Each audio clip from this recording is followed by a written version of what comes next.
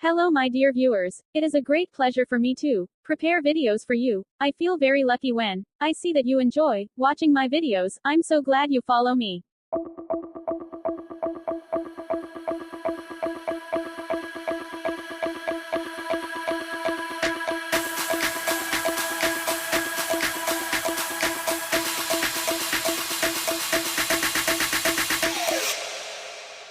You